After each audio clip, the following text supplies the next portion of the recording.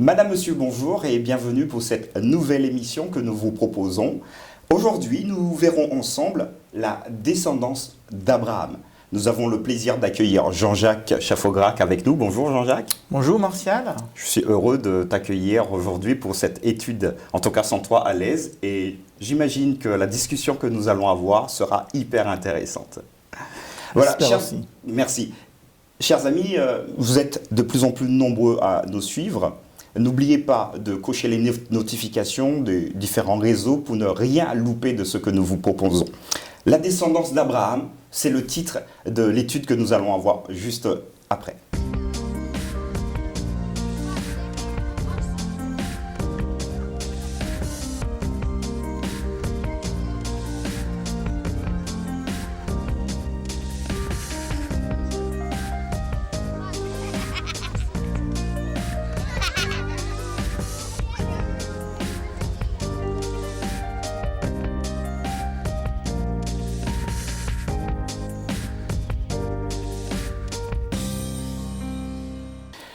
Voilà, nous nous retrouvons. Je vous propose d'incliner la tête et nous prierons pour introduire ce temps de réflexion.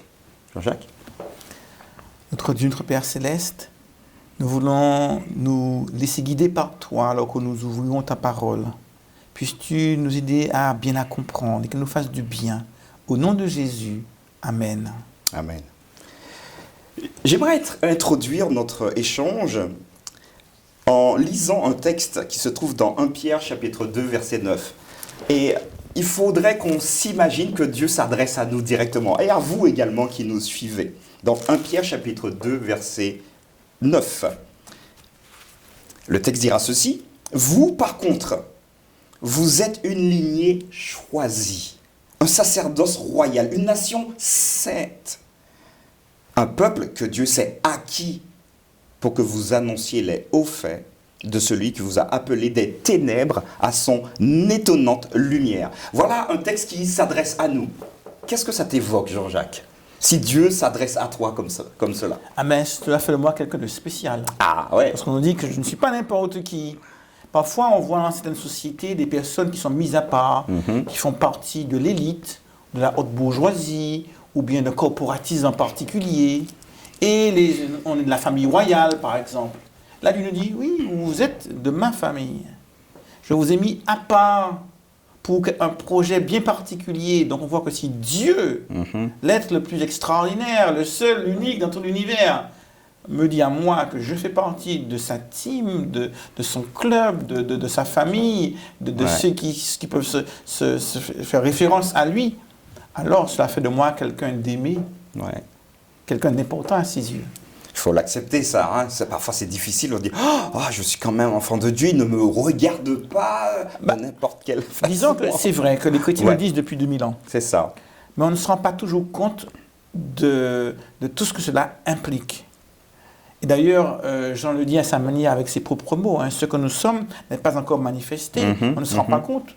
Oui, tu es chrétien ou tu es un non-chrétien, ça fait quelle différence? La différence, elle est immense. Elle est extraordinaire, la différence. C'est la différence entre la vie et la mort, entre une simple vie de 90 ans et puis l'éternité, entre celui qui va vivre uniquement sur la planète Terre et puis celui qui va parcourir l'univers, les astres célestes, durant toute l'éternité et qui participera à la gloire de Dieu. C'est-à-dire qu'on devient des héritiers. On ne se rend pas compte que être chrétien veut dire hériter de Dieu. Et hériter quoi de Dieu? De l'éternité, de sa gloire, de sa puissance, représentant de Dieu, ambassadeur de Dieu, etc. Mais c'est extraordinaire, mais on a du mal à le percevoir parce qu'aujourd'hui, ce n'est pas si visible que cela. Ouais. Alors, imagine que je te dise, écoute, oui, c'est vrai, je suis héritier de Dieu, mais finalement, je suis croyant, mais non pratiquant. Voilà, je suis croyant, non pratiquant, donc je reçois ces bénédictions-là, mais bon, voilà. Qu'est-ce que tu pourrais me dire pour peut-être corriger ma perception? On n'a pas forcément toujours conscience de ce qu'on est ou de qui on est. Et les personnes qui accompagnent les enfants ou qui font de la psychologie sont bien conscients de cela. Notre identité nous forge. Et cela impacte mon comportement. Et si je suis conscient de qui je suis, de qui je représente, alors je ne me comporte pas de la même manière. les personnes qui sont programmées, prévues pour accéder à la royauté, pour accéder à telle ou telle fonction, dès leur plus jeune âge, on les éduque pour pouvoir agir en fonction de leur statut, de la mission qui leur sera confiée par la suite. C'est parce qu'on n'est pas toujours conscient de qui on est qu'on ne se comporte pas conformément à nos convictions ou à nos croyances. Ok, merci beaucoup. Revenons maintenant à Abraham, puisqu'on en parle pendant ce trimestre. Donc Dieu va faire une alliance avec lui. Ma première question, ce serait de savoir pourquoi cette alliance est-elle éternelle? Pourquoi éternelle et pas juste au niveau d'Abraham lui-même? C'est vrai qu'Abraham, lui, il a vécu quelques décennies sur cette terre. Et ça? Alors Dieu aurait pu dire une alliance pour les quelques 130 ans, et voilà, les quelques années que tu vivras sur cette terre. Et Dieu parle d'une alliance qui est éternelle parce qu'il est conscient que ce qu'il propose n'a pas de sens que pour cette vie, mais a une portée qui va bien au-delà de cette vie, au-delà de la mort, jusque dans l'éternité. Et à partir de là, quand Dieu fait une alliance, c'est ça la bonne nouvelle de la chose. C'est que cette alliance n'est pas que pour 95 ans sur cette terre. Cette alliance, c'est pour l'éternité. Quiconque fait alliance avec Dieu, eh bien, rentre dans l'éternité divine. Et donc, ce pacte, cette clause, ce contrat, cette alliance que Dieu signe avec nous, eh bien, il signe ce contrat pour toute l'éternité. Et ça, on a du mal à le concevoir, parce qu'on a du mal à concevoir l'éternité. Un espace sans fin, un temps infini, et c'est ce que Dieu nous propose. Une alliance qui transcende le temps, c'est vrai. Alors, intellectuellement, on peut le comprendre. Mais là, maintenant, Dieu va demander aux descendants d'Abraham et à Abraham de faire quelque chose de particulier. Le signe de cette alliance sera dans la chair. Aïe, ça fait mal. La circoncision. Pourquoi Dieu ne demande pas? Parce qu'il nous aime, hein. Allez, un petit bracelet, mets un petit bracelet. Et puis ça ira. Comme ça, tu auras un signe de mon alliance. Il va donc demander quelque chose qui va aller nous impacter physiquement. Qu'est-ce que tu peux nous dire? C'est vrai qu'il y a de nombreux signes dans la Bible. Mais le signe de la chair est un signe qui montre tout particulièrement que je suis concerné au plus profond de moi-même. Ce n'est pas juste quelque chose d'optionnel, quelque chose qui va disparaître, qui peut se perdre. Donc quelque chose qui va impacter tellement fort, tellement profond, que je suis concerné au plus profond de ce que je suis. Et je crois que quelque part, il veut manifester par là que lorsqu'il fait alliance, il ne fait pas alliance pour quelques mois ou quelques années, mais qu'il le fait pour toute la vie. Voilà, on n'aura pas tendance à oublier en tout cas. Voilà. Même si Paul va dire c'est la circoncision du cœur, mais c'est le même principe. Le principe reste le même. Autrement dit, lorsque je fais une alliance avec Dieu, alors je dois être sérieux sur ce que je fais. C'est ça. C'est un engagement qu'on ne prend pas à la légère. Dieu ne prend pas cet engagement à la légère. Il a été jusqu'à la mort pour cet engagement. Alors, à plus forte raison, ne devrais-je pas, moi, le prendre à la légère et véritablement m'engager pleinement avec Dieu, sachant que c'est pour toute l'éternité. C'est ça. Merci beaucoup. Alors, imagine-toi maintenant, imaginez-vous également que vous entendez les paroles que je vais lire juste après, venant de Dieu à votre intention. Et là, je vais lire dans Deutéronome chapitre 7, verset 9. Deutéronome 7, verset 9. Et imaginons-nous entendre cela de Dieu. Deutéronome 7, verset 9. Sache donc que c'est l'Éternel, ton Dieu, qui est Dieu. Ce Dieu fidèle garde son alliance et sa miséricorde jusqu'à la 1000e génération envers ceux qui l'aiment et qui observent ses commandements.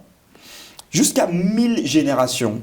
Est-ce que ça veut dire que c'est la limite de l'alliance de Dieu? On va jusqu'à 1000 et puis après on s'arrête? Bien, l'homme ne vit pas très longtemps. Lorsqu'on parle de 1000 générations, c'est une expression pour montrer que c'est infini. Absolument. Parce qu'on ne peut pas compter les générations. C'est ça. Et on n'espère pas voir plus de 2 générations. Ouais, c'est ça, en général. En général. Voilà. Ça, c'est le premier élément, merci en tout cas. Mais quel impact finalement, quelle responsabilité accompagne un choix aussi élogieux? Dieu va dire, c'est moi, ton Dieu. Je suis celui qui suis, j'ai envie de dire. Bien, si je fais un contrat, une alliance, un pacte avec mon petit copain, j'ai 8 ans, 10 ans, on fait un contrat, ça m'impacte dans ma vie. Parce Ouais. qu'on va jouer dans la cour de récréation et on va avoir une certaine complicité.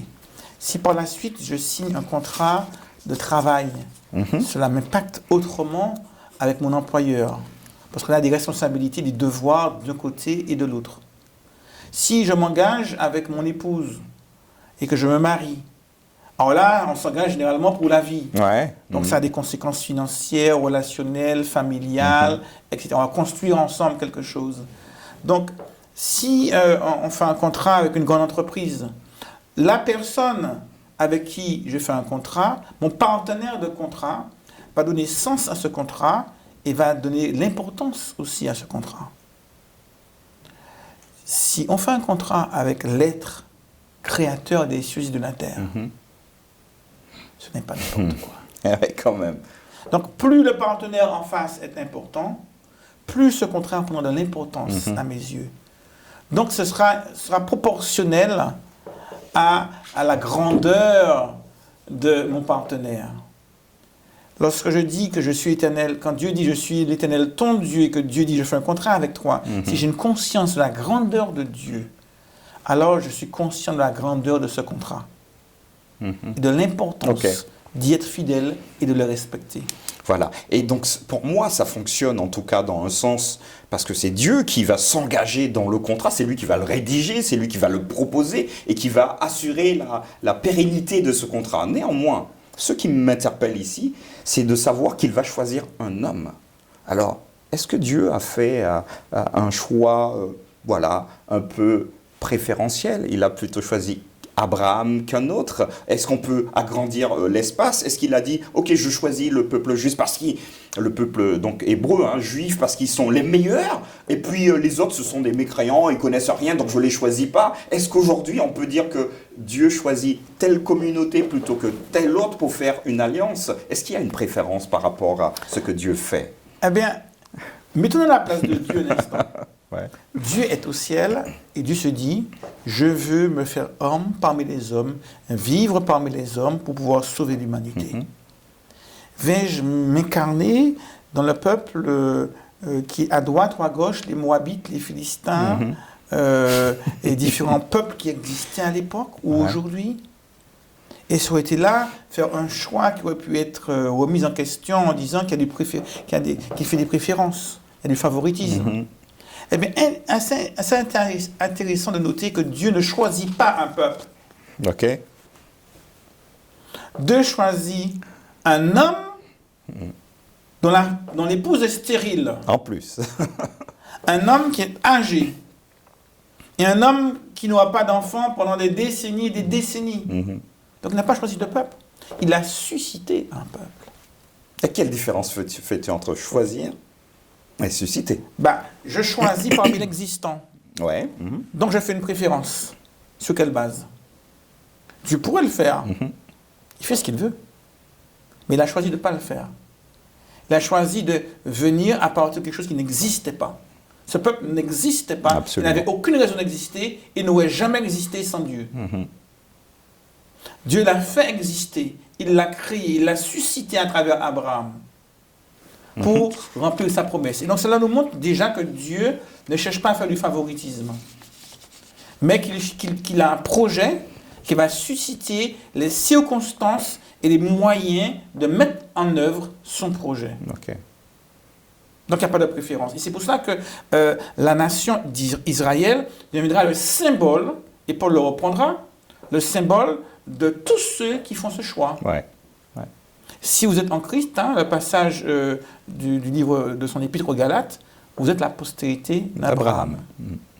Ok, merci beaucoup. Alors, nombreux sont les chrétiens, les croyants, qui souhaitent que Dieu mette en action sa promesse de les prendre avec eux. On aimerait vraiment que Dieu revienne rapidement pour mettre fin à cette terre.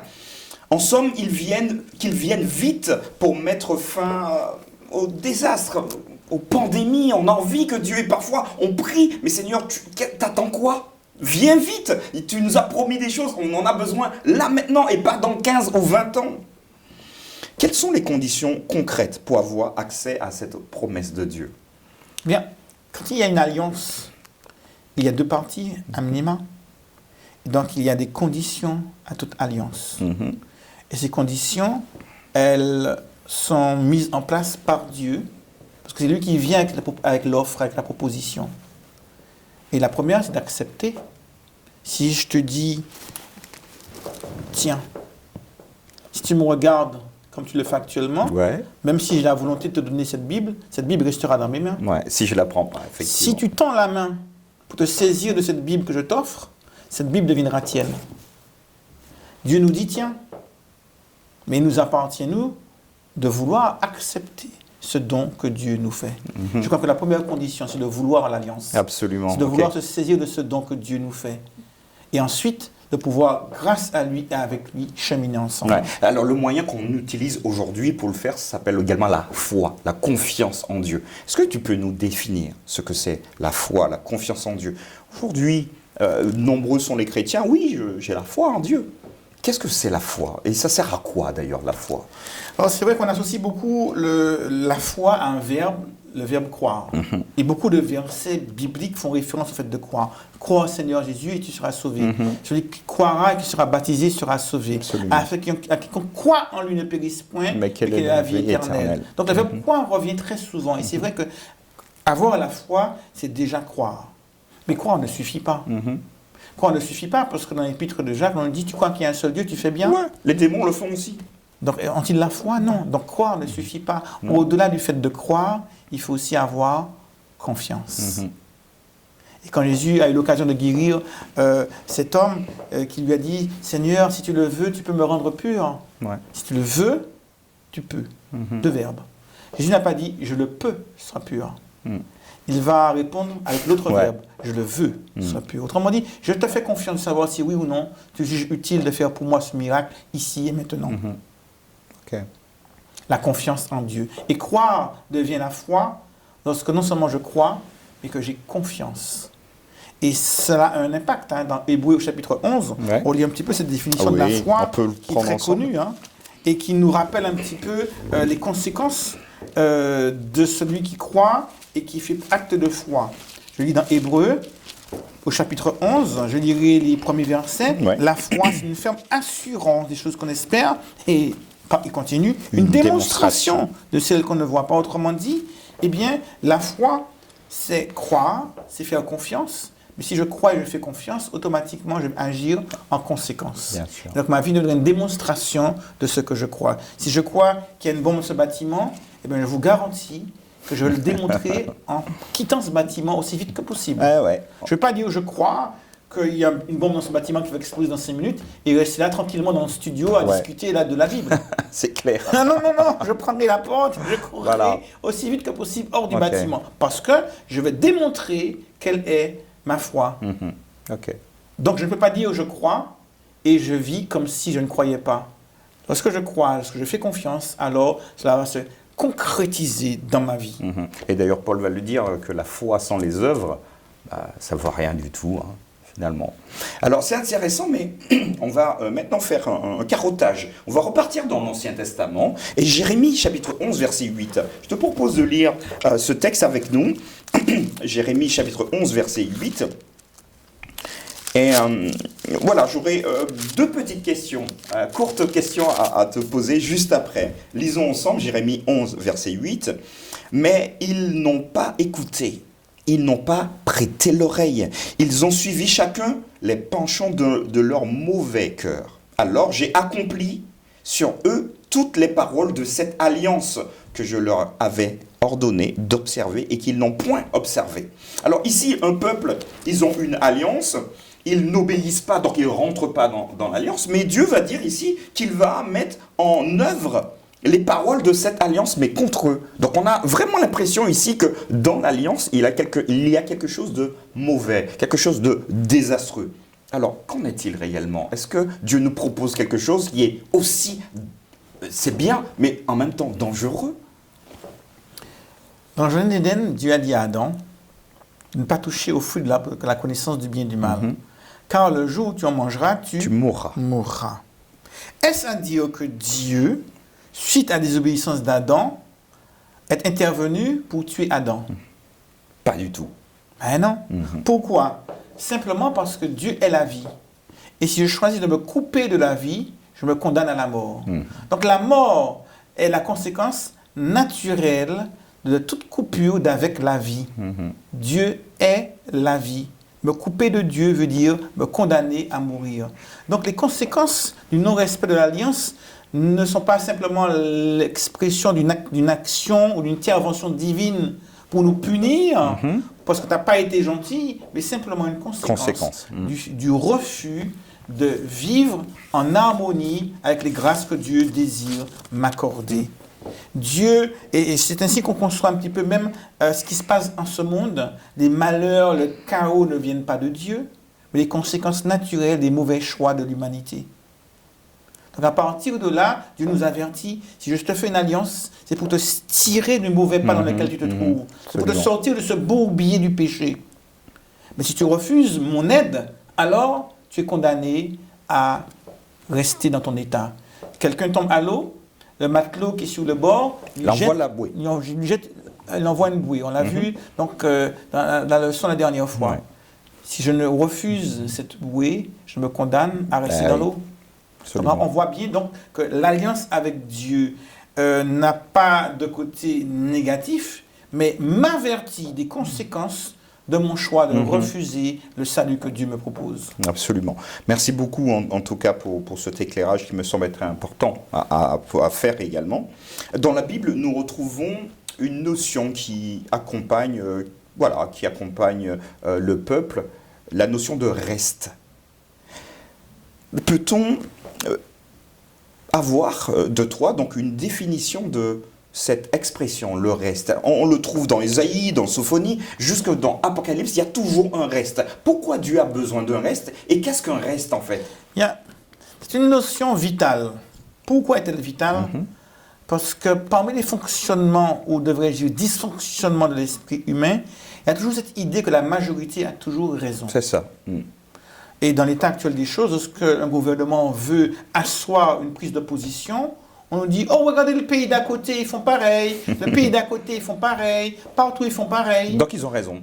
Donc, on fait pareil. Si on fait pareil, c'est dans la normalité des choses. Ouais. Et on voit également que lorsqu'on a une mauvaise note à l'école, qu'est-ce qu'on dit? Ah, mais toute la classe a une mauvaise note, et maman.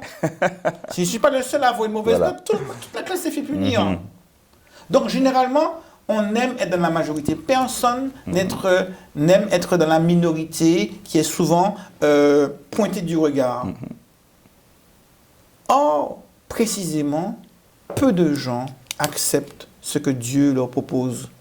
Donc, si la Bible ne développait pas cette notion de reste, on aurait été en danger de croire que c'est la majorité qui a raison. En l'occurrence, c'est la minorité qui a raison. Et la Bible affirme clair et haut que ce que Dieu propose ne sera accepté que par une minorité. Et donc, on doit se prendre du recul par rapport au réflexe humain de croire que c'est la majorité qui a raison. En l'occurrence, c'est la minorité qui a raison. Donc, un reste, une petite partie de l'humanité qui accepte ce don que Dieu nous fait en Jésus-Christ. Voilà. Alors, ce don, Jean va le préciser dans l'Apocalypse. Il va dire que ce reste va avoir plusieurs caractéristiques, notamment ceux qui gardent les commandements de Dieu et la foi de Jésus. C'est quoi avoir la foi de Jésus? Ou en Jésus, en fonction des traductions? Qu'est-ce que c'est? L'Apocalypse le dit, c'est l'Esprit. L'Esprit qui a inspiré la prophétie de l'Apocalypse, l'Esprit de Dieu. Et c'est vrai que l'Esprit de Dieu est indispensable. Si on n'a pas l'Esprit de Dieu, on ne peut pas être interpellé par Dieu. C'est l'Esprit qui nous convainc de péché, de justice, de jugement. C'est l'Esprit de Dieu qui nous amène à la repentance quand Jésus explique à Nicodème naître d'eau. C'est par l'Esprit qu'on va naître d'eau. Ce qui est né de l'Esprit est l'Esprit, dit Dieu à Nicodème, Jésus à Nicodème. Donc on voit bien que l'Esprit de Dieu a un rôle particulier. On voit que toute la divinité est impliquée dans le salut de l'humanité. Dieu le Père met en place un plan. Dieu le Fils va s'incarner pour ce vis-à-vis qui va, par les mérites de sa mort, nous accorder la vie éternelle. L'Esprit de Dieu va nous aider à nous saisir de ce don que Dieu nous a fait en Jésus. Et à partir de là, on voit que toute la divinité est impliquée. Donc, oui, ce reste, cette petite partie de l'humanité qui accepte Dieu est une partie de l'humanité qui veut accepter ce contrat donné par Dieu en D'accord. Jésus que j'accepte Absolument. par l'action de l'Esprit de Dieu en mon cœur. Et ça se transforme eh bien, en cette volonté de vivre conformément à la volonté divine. Ok. J'aimerais, juste avant de terminer, te proposer un dernier texte. Nous allons le lire dans le livre des Galates. Galates, chapitre 3, versets 26 à 29. Galates, chapitre 3, 26-29. Nous allons lire ces quelques versets. Il y en a 4 à lire. Car vous êtes tous fils de Dieu par la foi en Jésus-Christ. Vous tous qui avez été baptisés en Christ, vous avez revêtu Christ. Il n'y a plus ni juif ni grec. Il n'y a plus ni esclave ni libre. Il n'y a plus ni homme ni femme. Car tous vous êtes un en Jésus-Christ. Et si vous êtes à Christ, vous êtes donc la postérité d'Abraham, héritier selon la promesse. Alors, que signifie avoir la foi en Jésus? On l'a vu tout à l'heure, mais pourquoi Paul semble-t-il ici vouloir annuler les différences entre les peuples? Donc, il ne dit pas vous êtes juifs et puis vous êtes mes chouchous. Non, il n'y a plus de juifs, il n'y a plus de grecs, il n'y a plus d'hommes, il n'y a plus d'hommes, il n'y a plus de femmes. Il n'y a plus de sexe. Qu'est-ce que ça veut dire? Et qu'est-ce que tu peux nous donner des éléments ici? À l'époque de Paul, il y avait la société, comme celle d'aujourd'hui, avait des lignes de démarcation très claires. Déjà, entre l'homme libre et l'esclave. Il y a 90% d'esclaves à son époque dans l'Empire romain. Ouais. C'est vrai que le statut de l'homme libre était nettement différent du statut de l'homme esclave qui n'avait pas la liberté de jouir pleinement de son corps, de son lieu d'habitation, de son activité professionnelle, etc. Une autre ligne de démarcation, c'était une démarcation entre les hommes et les femmes. Les femmes n'avaient pas le même statut que les hommes, n'avaient pas beaucoup de droits. Un homme pouvait disposer de sa femme presque comme un objet. C'est ça. L'acheter, la vendre, etc. L'autre ligne de démarcation, notamment pour les juifs, c'était il y a nous les juifs et les autres, les goïms. Et donc, le non-juif n'avait pas certains droits, notamment par rapport aux actes religieux, par rapport à l'accès au temple, etc. Et Paul va clairement dire que l'humanité est une et indivisible. Et il va, en ce sens, nous ramener à Adam, qui est le père de toute l'humanité. Et quelle que soit notre race, notre couleur, notre origine, qu'on soit grand, petit, barbu ou pas, porteur de lunettes ou pas, chauve ou pas, homme ou femme, quelle que soit notre origine, notre race, pour Dieu, il n'y a aucune distinction.